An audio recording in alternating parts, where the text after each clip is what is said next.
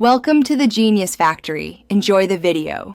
You start by confirming the exact battery code stamped on the old cell, because the wrong size won't seat correctly. Once confirmed, lay the watch face down on a soft cloth to prevent scratches, and remove the bracelet if it obstructs access. Use a case knife or precision screwdriver. Apply steady pressure to pop a snapback or remove screws for a screwback. Keep tiny parts contained. Make sure to photograph the movement and hand positions, since you will want to return them precisely later. Once the case is open, locate the battery retainer or clip and note its orientation.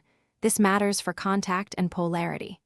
Carefully use non-metal tweezers to lift the old cell. Metal tools can short the circuit. Slip the new battery in with the same plus/minus orientation, ensuring it sits flat under any retaining clip, and replace any covers or insulating films. If the gasket looks brittle, replace or lightly coat it with silicone grease so the watch keeps its You finish by aligning the case back and pressing evenly until it snaps, or replacing screws in an alternating pattern so the back seats flat. Uneven closing can damage the crystal.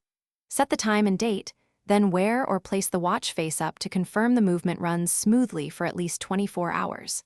If it doesn't start, reopen and recheck battery polarity and that the retaining clip makes contact.